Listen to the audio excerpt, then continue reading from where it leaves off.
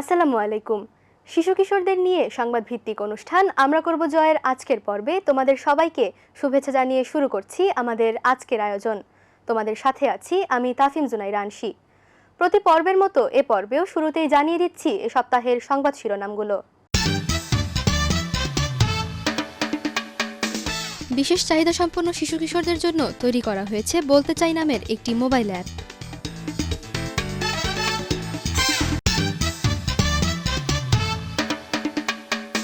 শীতের কুয়াশা আর তীব্র ঠান্ডা নিম্নবিত্ত মানুষদের জীবনকে করে তুলেছে দুর্বিষহ।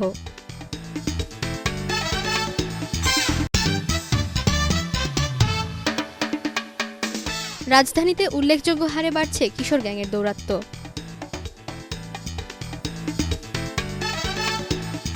এবারে বিস্তারিত। সমাজ কল্যাণ মন্ত্রণালয়ের উদ্যোগে বিশেষ চাহিদা সম্পন্ন শিশু কিশোরদের জন্য তৈরি করা হয়েছে বলতে চাই নামের একটি মোবাইল অ্যাপ্লিকেশন।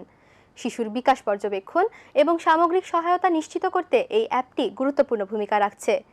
বিশেষজ্ঞদের মতে প্রযুক্তি নির্ভর এই ধরনের উদ্যোগ বিশেষ চাহিদা সম্পন্ন শিশুদের যোগাযোগ দক্ষতা বৃদ্ধির পাশাপাশি ধীরে ধীরে স্বাবলম্বী করে তুলতে সহায়ক হতে পারে।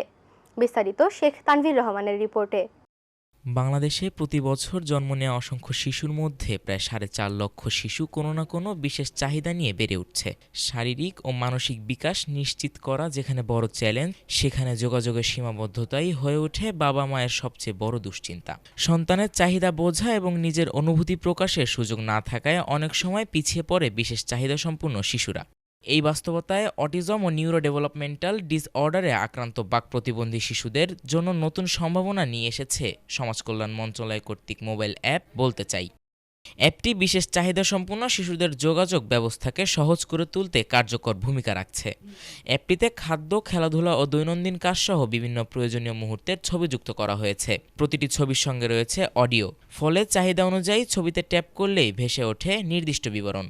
এই অ্যাপের মাধ্যমে আমি খুব ভালো উপকার পেয়েছি। আমার ছেলে ওর মনের ভাবটা প্রকাশ করতে পারে এবং সে কি খেতে চায় এবং সে কি গেম খেলতে চায় সে সমস্ত কিছু আমাকে এই অ্যাপের মাধ্যমে সে ট্যাপ করে আমাকে সে জানিয়ে দেয়। আমার খুব সুবিধাই হচ্ছে ওর সাথে এটা কমিউনিকেট করতে। আমি ডাক্তার খাদিজাতুল কোবরা। আমার ছেলে আশাব মুনিম চৌধুরী। আশাব মুনিম চৌধুরী অটিজম স্পেকট্রাম ডিসঅর্ডারে আক্রান্ত। স্কুল ফর গিফটেড চিলড্রেনে সে ভর্তি হয় মারফু আপার কাছে। এবং স্কুলে সে তার প্রথমে অনেক প্রবলেম ছিল। সে কমিউনিকেশন করতো না, কথা বলতো না, চোখের দিকে তাকাতো না, আই কন্ট্যাক্ট করতো না, কোনো কিছু ইন্ডিকেট করতো না। স্কুলে যাওয়ার পরে সে আস্তে আস্তে তার এই প্রবলেমগুলো সলভ হতে থাকে। আমরা বলতে চাই একটা অ্যাপস ওকে ইউজ করাচ্ছি। এই অ্যাপসটা ইউজ করার ফলে ওর ডেভেলপমেন্ট খুব র্যাপিড হয়েছে এবং এখন যেটা হয়েছে তার কনসেন্ট্রেশন ডেভেলপ করেছে। সে কাজ বুঝতে পারে খুব র্যাপিডলি এবং সে কোন কাজটার পরে কোন কাজটা করবে এই সমস্ত কাজের সিকোয়েন্সগুলো বলতে চাই অ্যাপসের মধ্যে ইনস্টল করা আছে। বাংলা ও ইংরেজি উভয় ভাষায় ব্যবহারযোগ্য এই অ্যাপটি শিশুদের জন্য আরও সহজ ও কার্যকর করে তোলা হয়েছে। বিশেষজ্ঞদের মতে বলতে চাই অ্যাপ্লিকেশনটি বিশেষ চাহিদা সম্পন্ন শিশুদের জন্য যোগাযোগের একটি কার্যকর সেতু হিসেবে কাজ করতে পারে। প্রযুক্তির এই সহায়তায় বিশেষ চাহিদা সম্পন্ন শিশুরাও আত্মবিশ্বাস নিয়ে সমাজে এগিয়ে যাবে, এই প্রত্যাশাই সবার। শেখ তানভীর রহমান, আমরা করব জয়, এটিএন বাংলা, ঢাকা। শীতের কুয়াশা আর তীব্র ঠান্ডা নিম্ন আয়ের মানুষদের জীবনকে করেছে আরও কঠিন। গরম কাপড়ের অভাব, ঠিকমতো খাবারের জোগান না পাওয়া এই সময়ে তাদের দৈনন্দিন জীবন হয়ে ওঠে দুর্বিষহ। শিশু কিশোর থেকে শুরু করে বৃদ্ধদের পর্যন্ত শীতের তীব্রতা বাড়িয়ে তুলছে স্বাস্থ্য ঝুঁকিতে। বিশেষজ্ঞরা বলছেন সঠিক সহায়তা না পেলে শীতকালীন এই দুর্ভোগ আরও গভীর হতে পারে। বিস্তারিত দেখুন মারিয়া আফরিন মাহির প্রতিবেদনে। ক্যালেন্ডারের পাতায় হাড় কাঁপানো শীত, তবে এই হিমেল হাওয়া সবার জন্য একরকম নয়। যখন সামর্থ্যবানরা উষ্ণতার খোঁজে লেপ কম্বলের নিচে নিরাপদ, তখন খোলা আকাশের নিচে কিংবা ঝিন্ন বস্তিতে শুরু হয় এক অন্যরকম লড়াই।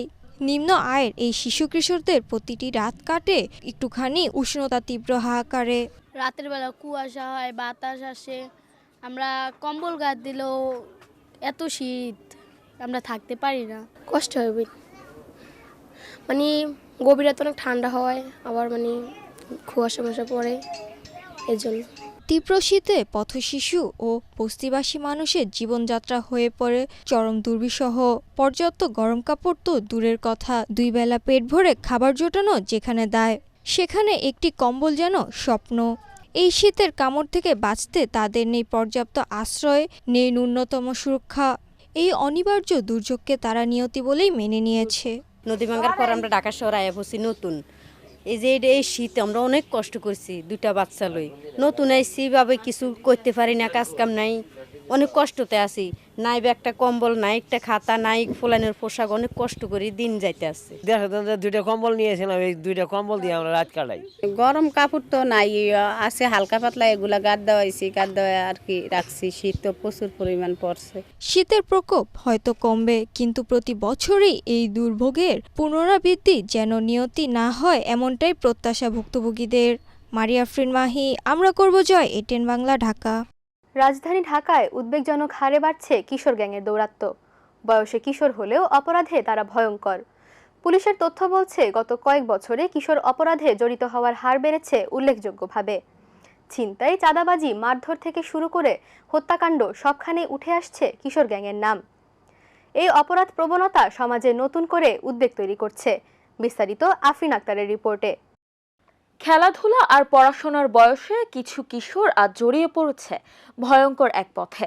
দলবদ্ধ হয়ে তারা তৈরি করছে গ্যাং, যা শুধু আইন ভাঙছে না, প্রশ্নের মুখে ফেলছে সমাজের নিরাপত্তা আর নিজেদের ভবিষ্যৎ। দেশের বিভিন্ন শহর ও জেলায় ক্রমেই বাড়ছে কিশোর গ্যাংয়ের তৎপরতা। র্যাব ও পুলিশের যৌথ অভিযানে 2025 সালের প্রথম 6 মাসেই রাজধানীতে গ্রেফতার করা হয়েছে 500-র বেশি কিশোর গ্যাং সদস্য। এ সময় তাদের কাছ থেকে চাকু, চাপাতি, দেশীয় অস্ত্র ও মাদক উদ্ধার করা হয়েছে। তবুও পুরোপুরি নিয়ন্ত্রণে আসেনি পরিস্থিতি। এর মধ্যে মোহাম্মদপুর, আদাবর, উত্তরা, যাত্রাবাড়ি, খিলগাঁও ও মিরপুর এলাকায় গ্যাংগুলোর তৎপরতা বেশি। কোনো কিছু বলাই যায় না, আর হুমকি আসে, মারতে আসে, আমরা নির্যাতনের শিকার হই। এই বাসা বাড়ি থেকে ধরে নিয়ে আসে, বকাবকি করে, মারিও খাইতে হয়। পিছিয়ে পিছিয়ে পোলাবেন মারে আমাদের এই সব এলাকারই কিশোর গ্যাংকের পাশে আছে। আপনার এই যে ওদিকে আছে গোল্ডেন স্টেট, মোহনপুর আছে, এদিকে আছে আলিফ হাউজিং আছে, এখানে কিছু আছে। এগুলা বেকার পোলানো অনেকক্ষণ আছে, মাস্তানি করে, বাবা খায়, গাঁজা খায়, এখানে বিক্রি হয়, ব্যাকি বিক্রি হয় এই জায়গায়। কত বছর ধরে আছেন এই এলাকায়? এই এলাকায় 10-15 বছর পর্যন্ত আছি। কখনো যে চুরি, ছিনতাই বা এরকম কোনো উৎপাত করে? এই এলাকায় আরো বেশি হয় ছিনতাই, চুরি, ব্যাগ। প্রশাসন বলছে কিশোর গ্যাং দমনে নিয়মিত অভিযান চলছে। এটা আমরা দেখেছি এসব গ্যাং কালচারের নাম করে, বিশেষ করে ঢাকা মহানগরীতে মোহাম্মদপুর, মিরপুর, উত্তরা, যাত্রাবাড়ি এই অঞ্চলে তাদের কিছুটা তৎপরতা ছিল। বাট আমাদের যে প্রিভেন্টিভ যে অ্যাক্টিভিটিস, এগুলোর মাধ্যমে আমরা তাদের যে কার্যক্রম সেগুলোকে অনেকটা নিয়ন্ত্রণ করতে পেরেছি, এবং এই মুহূর্তে ঠিক ওভাবে তারা সক্রিয় নেই। তারপরেও যখন যেখানে আমরা তথ্য পাচ্ছি সে অনুযায়ী ব্যবস্থা নেওয়া হচ্ছে। আইনজীবীরা বলছেন, কিশোর বয়সে অপরাধে জড়িয়ে পড়লে তার প্রভাব পড়ে সারা জীবনে, তাই সময় মতো সঠিক পদক্ষেপ নেওয়া জরুরি। সবচেয়ে ফার্স্ট স্কুল হচ্ছে ফ্যামিলি। এখন অনেকেই দেখা যায় যে কিশোর অপরাধের অন্যতম একটা বিষয় থাকে যে অনিয়ন্ত্রিত জনগোষ্ঠী। এখন দেখা যায় যে একজনের ক্যাপাসিটি নাই, কিন্তু তার ছেলে মেয়ে অনেক, তারা হয়তোবা চালানোর সক্ষমতা নাই, তারা হয়তোবা ছেলে মেয়েকে ছেড়ে দিয়েছে যে তুমি তোমার মতো করে এই যা করে তুমি তোমার ব্যবস্থা করো।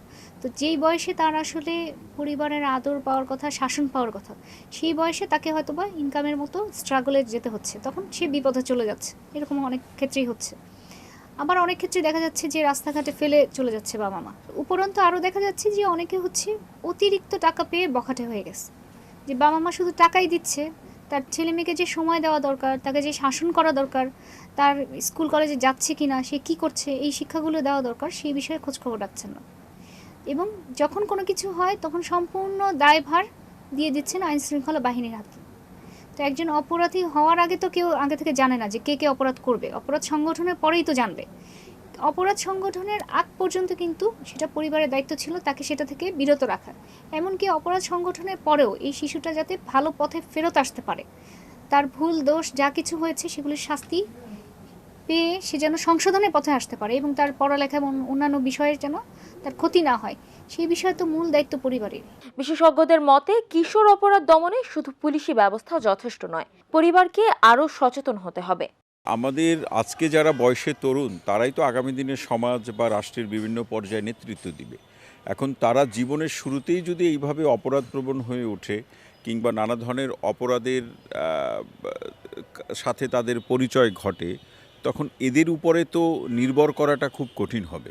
তো আমরা চাই যে আসলে আমার সমাজের যে সামাজিক প্রতিষ্ঠানগুলো আছে, রাজনৈতিক প্রতিষ্ঠান, ধর্মীয় এবং সাংস্কৃতিক প্রতিষ্ঠানগুলো আমার সমাজে কিশোরদেরকে যোগ্য করে প্রতিষ্ঠিত করা কিংবা এক ধরনের সংস্কৃতি মন নিয়ে বড় করার যে প্রস্তুতি অথবা পরিবেশ থাকা প্রয়োজন, সেই প্রস্তুতি এবং পরিবেশটা আসলে তৈরি করা।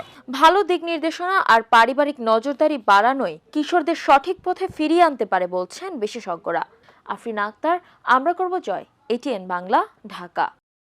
এবারে থাকছে একটি টুকরো খবর। সেন্ট জোসেফ ইন্টারন্যাশনাল স্কুলে অনুষ্ঠিত হয়েছে প্রথম আন্তঃবিদ্যালয় বিজ্ঞান মেলা নোভা 2026। 3 দিন ব্যাপী এই বিজ্ঞান মেলা স্কুল প্রাঙ্গণে অনুষ্ঠিত হয়। এই মেলায় বিভিন্ন স্কুল থেকে 500-ও বেশি শিক্ষার্থী অংশগ্রহণ করে। প্রতিযোগিতার বিষয়গুলোর মধ্যে ছিল পদার্থবিজ্ঞান, রসায়ন, জ্যোতির্বিজ্ঞান ও জীববিজ্ঞান অলিম্পিয়াড। নোভা 2026-এর মূল লক্ষ্য ছিল শিক্ষার্থীদের পাঠ্য বইয়ের বাইরে গিয়ে বিজ্ঞানকে বাস্তব ও সৃজনশীলভাবে অনুধাবনের সুযোগ করে দেয়া। উদ্বোধন অনুষ্ঠানের প্রধান অতিথি ছিলেন professor doctor Sharmin Nilotpal, BRAC university. পুরস্কার বিতরণ করেন chief guest doctor AFM Yusuf Haider, BRAC university. বিজ্ঞান অলিম্পিয়াডের পাশাপাশি ছিল আকর্ষণীয় বিজ্ঞান প্রকল্প প্রদর্শনী। এসবে অংশ নিতে পারে আনন্দিত শিক্ষার্থীরা। This is our project, the Smart Home Automation System. There are 4 features in our project. There are number 1, the day-night light. Number 2, this is the fire detection system. Number 3, this is the automatic water tap. This is the gas leakage detection system. So basically, the day-night light is used for the people who are paralyzed. They cannot move and on off of the light. আমরা এখানে একটি futuristic smart city বানানোর চেষ্টা করেছি, যেটা ঢাকা সিটির উপর implement করা উচিত। এখানে আমাদের মূলত 4টা প্রজেক্ট আছে। প্রথম প্রজেক্টের নাম হলো পারমিয়েবল রোড, তারপর একটা রোড ডায়নামো, তারপর একটা অসমোটিক পাওয়ার প্ল্যান্ট, আর এখানে আছে পাইজো ইলেকট্রিসিটি। প্রথমে আমি পারমিয়েবল রোড নিয়ে আসি। পারমিয়েবল রোড জিনিসটা কি? আমাদের নর্মাল যে রোডগুলো থাকে ওগুলো আমাদের মেড থাকে হলো পিচ দিয়ে, ওটাতে আমাদের পানিগুলো ঠিকমতো মাটির নিচে যাইতে পারে না। ঢাকা শহরে আমরা অনেক বেশি সাবমার্সিবল ইউজ করার কারণে মাটির নিচে পানির লেয়ারটা আস্তে আস্তে কমে যাইতেছে। এর জন্য আমাদের ভূমিকম্প হওয়ার অনেক একটা বড় চান্স থাকে। এই জন্য আমাদের রোডগুলো এভাবে ইউজ করি, আমাদের প্রত্যেকটা রোডে পানিগুলো সোক আপ করবে। এটা আমরা কী দিয়ে তাহলে তৈরি করব? এটা আমরা তৈরি করব হলো আমাদের একটা পোরাস লেয়ার কনক্রিট দিয়ে, যাতে পানিটা মাটির নিচে যাইতে পারে। প্রতিষ্ঠানটির অধ্যক্ষ ব্রাদার চন্দ্রন বেনেডিক্স রোমেজ CSC বলেন, এই সকল আয়োজন ভবিষ্যতে আরও বৃহৎ বিজ্ঞানভিত্তিক কার্যক্রমের পথ সহজ করবে বলে আশা করা যায়। বিজ্ঞানের প্রতি, আধুনিক বিজ্ঞানের প্রতি, লেটেস্ট যে টেকনোলজি সেগুলোর প্রতি যেন তাদের আগ্রহ আরও বৃদ্ধি পায় এবং আমরা এদেরকে এই সায়েন্স ফেস্টের মধ্য দিয়ে আগামী দিনের জন্য শুধু দেশের না, বিশ্বের বিভিন্ন দেশের সাথে তাল মিলিয়ে চলার জন্য তাদেরকে আমরা তৈরি করার একটা ক্ষেত্র আমরা এখানে তৈরি করে দিই। সাবিহা জুমপৌশি, আমরা করব জয়, ATN বাংলা, ঢাকা। এবারে থাকছে একটি বিশেষ প্রতিবেদন। প্রচণ্ড শীত আর হিমেল হাওয়ায় বিপর্যস্ত জনজীবন। শীতে তীব্রতা বাড়ার সঙ্গে সঙ্গে কয়েক গুণ বেড়েছে ঠান্ডাজনিত শিশু রোগের সংখ্যা। শিশু হাসপাতালের বহির্বিভাগে আসছে শত শত নবজাতক ও শিশু রোগী। তাদের বেশিরভাগই ঠান্ডাজনিত সর্দি, জ্বর, কাশি, ডায়রিয়া, শ্বাসকষ্ট ও নিউমোনিয়ায় আক্রান্ত। ওর জ্বর থেকে এবার জ্বর থেকে শ্বাসকষ্ট বাড়ছে, তারপর ঠান্ডাটা খুব জোরে না। এখন টেস্ট দিছে, টেস্টে কিছু কিছু রিপোর্ট আছে আর কিছু রিপোর্ট বাকি আছে, সেগুলো দেখে পরে বলবো। 16 দিন থেকে আছে। সমস্যা হচ্ছে ঠান্ডা, কাশি, বুক ব্যথা, এজন্য আমরা এরকম হসপিটালে। ডাক্তার বলছে যে ওর আইসিউর কাজ লাগবে, ওর 1 সপ্তাহ আইসিউর মধ্যে ছিল, কালকে বের করছে। এখন একটু শ্বাসকষ্ট আছে, বলছে যে কিছুদিন থাকতে হইব হসপিটাল, 2 সপ্তাহ। চিকিৎসকরা বলছেন বর্তমানে হাসপাতালে বহির্বিভাগে অধিকাংশ শিশুর জ্বর, সর্দি, কাশি, নিউমোনিয়া, ডায়রিয়া ও চর্মরোগের চিকিৎসা নিতে আসছে। ঠান্ডা পড়লে বাচ্চাদের কিভাবে ড্রেসিং করবে, ড্রেসটা কিভাবে করবে, এটা হলো ভেরি ইম্পর্ট্যান্ট। আমাদের দেশের মারা কিন্তু অনেক সময় এত বেশি কাপড় চোপড় পরা হয় যে বাচ্চা ভিতর থেকে ঘেমে যায়, এবং ভিতরে ঘামলে কিন্তু এই শীতের দিনে তার ঠান্ডা কাশি এবং নিউমোনিয়া হওয়ার সম্ভাবনা বেড়ে যায়। সেই জন্য ওয়েদারের টেম্পারেচার অনুযায়ী কিন্তু বাচ্চাদের ওই ড্রেসটা করতে হবে। ড্রেসটা এমনভাবে পরাইতে হবে যেন বাচ্চা ভেতরে কমফোর্ট ফিল করে, এইটুকু খেয়াল করতে হবে। মাথা ঢাকা, গলায় মাফলার দিয়ে পেঁচাইয়া 3-4টা কাপড় পরানো বাচ্চাদের জন্য খুবই খারাপ। নাকটাকে যদি পারেন ঢেকে রাখতে, মাস্ক পরায় যদি বের করতে পারেন, তাহলে এই ঠান্ডা এবং কাশি এবং নিউমোনিয়া আক্রান্ত রোগী অনেক কমে যাবে। এর সাথে বুকের দুধ পান করতে হবে আপ টু 2 ইয়ার্স, 6 মাস পর্যন্ত শুধু বুকের দুধ, এবং 6 মাসের পরে বুকের দুধের পাশাপাশি ঘরের অন্যান্য খাবার, এবং 2 বছর পর্যন্ত বুকের দুধ খাওয়াতে হবে। এই সময় বাচ্চাকে প্রচুর পরিমাণে শাকসবজি, প্রচুর পরিমাণে ফলমূল এবং পুষ্টিকর খাবার। শিশুদের যেন ঠান্ডা না লাগে এই ব্যাপারে অভিভাবকদের সতর্ক থাকার পরামর্শ বিশেষজ্ঞদের। তীব্র শীতে দেশের হাসপাতালগুলোতে বাড়ছে শিশু রোগীর সংখ্যা। ঠান্ডা, কাশি, জ্বর, নিউমোনিয়া, ডায়রিয়া, শ্বাসকষ্ট নিয়ে আসে প্রতিদিন হাসপাতালে। এমন পরিস্থিতিতে শিশুদের বাড়তি যত্ন নেওয়ার পরামর্শ বিশেষজ্ঞদের। তাসমিমা আক্তার রুহি, আমরা করব জয়, ATN বাংলা, ঢাকা। ডিজিটাল যুগে বেড়ে ওঠা শিশুদের জীবন বিনোদন আর শারীরিক চর্চার মাধ্যমে বদলে যাচ্ছে। এক সময় যেখানে অবসর মানেই ছিল মোবাইল ফোন, টিভি বা ভিডিও গেম, তবে এখন তা বদলে হয়েছে স্কেটিংয়ে। স্কেটিং এখন তাদের কাছে শুধু একটি খেলা নয়, বরং শরীরচর্চা, আনন্দ আর আত্মবিশ্বাস গড়ে তোলার এক কার্যকর মাধ্যম। অভিভাবকরাও বলছেন স্কেটিংয়ের প্রতি আগ্রহ বাড়ার ফলে শিশুদের স্ক্রিনে আসক্তি কমছে, একই সঙ্গে তারা শারীরিকভাবে আরও সক্রিয় হয়ে উঠছে। বিস্তারিত দেখুন সাবিহা আঞ্জুম পৌষের রিপোর্টে। 4 দেয়ালে বন্দি শৈশব আর হাতের মুঠে থাকা স্মার্টফোন, বর্তমান প্রজন্মের শিশুদের বিনোদনের ধরনটা যখন এমন, ঠিক তখনই বদলে আসছে মাঠের চিত্র। রঙিন চাকার উপর ভারসাম্য বজায় রেখে দুরন্ত গতিতে ছুটে চলছে একদল শিশু।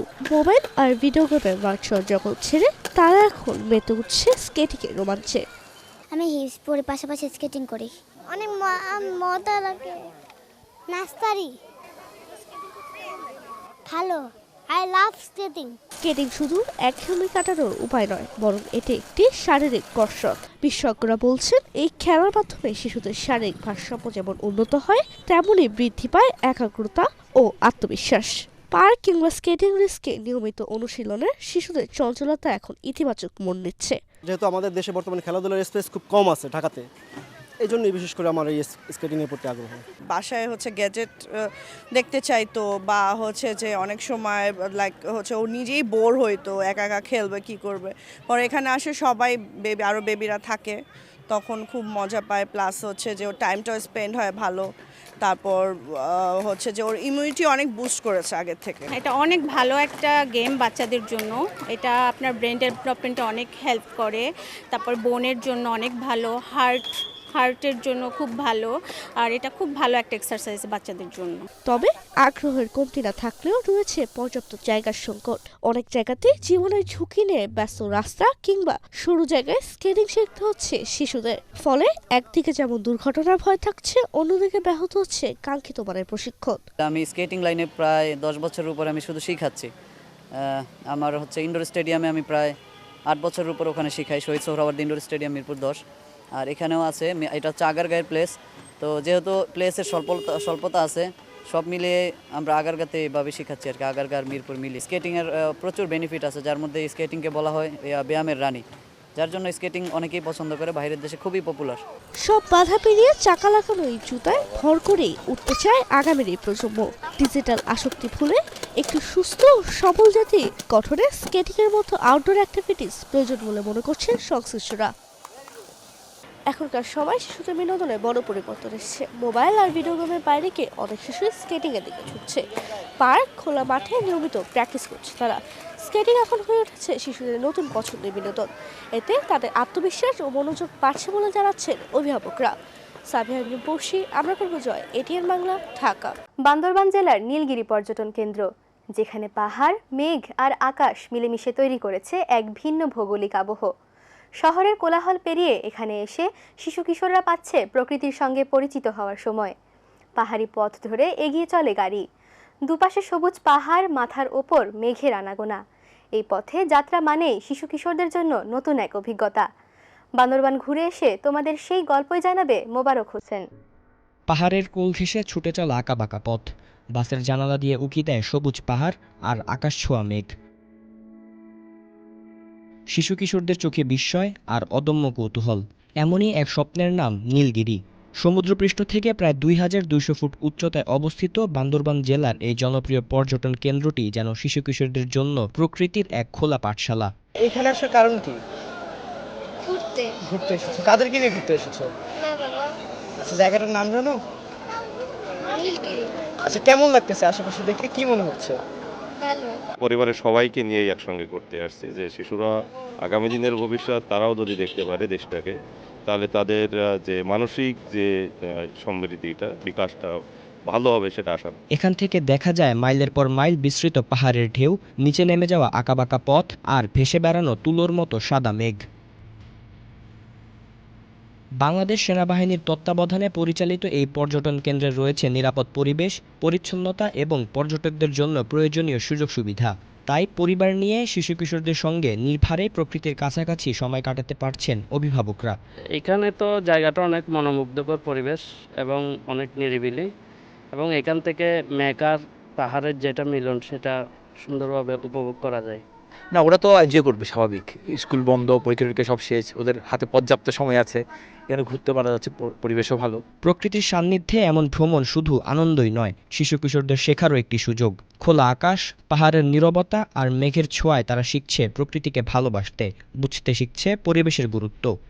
মোহাম্মদ মোবারক হোসেন, আমরা করব জয়, এটিএন বাংলা, বান্দরবান। দেখতে দেখতে শেষ হয়ে গেল আমরা করব জয়ের জন্য নির্ধারিত সময়। তোমাদের ভালো লাগা, মন্দ লাগা কিংবা পরামর্শমূলক কিছু থাকলে তা আমাদের চিঠি লিখে জানাতে পারো। আমাদেরকে চিঠি লিখবার ঠিকানা: পরিচালক আমরা করব জয়, ATN Bangla, multimedia production company limited, ওয়াসা ভবন, 2য় তলা, 98 কাজী নজরুল ইসলাম এভিনিউ, কারওয়ান বাজার, ঢাকা 1215, বাংলাদেশ। তোমাদের মতামত, অভিজ্ঞতা অথবা নতুন কোনো আইডিয়া আমাদের জানাতে পারো ইমেইলের মাধ্যমেও। আমাদের ইমেইল অ্যাড্রেস atn.amrakorbojoy@gmail.com। এছাড়াও সরাসরি মোবাইল ফোনে আমাদের সাথে যোগাযোগ করতে পারো। আমাদের মোবাইল নাম্বার 015361199945। এই ছিল আমাদের আজকের আয়োজন। আগামী পর্বে ফিরে আসব নতুন কোনো সংবাদ কিংবা পুরনো কোনো সংবাদের নতুন কোনো অগ্রগতি নিয়ে। ততক্ষণ পর্যন্ত তোমরা ভালো থেকো, সুস্থ থেকো এবং চোখ রেখো এটিএন বাংলার পর্দায়। আল্লাহ হাফেজ।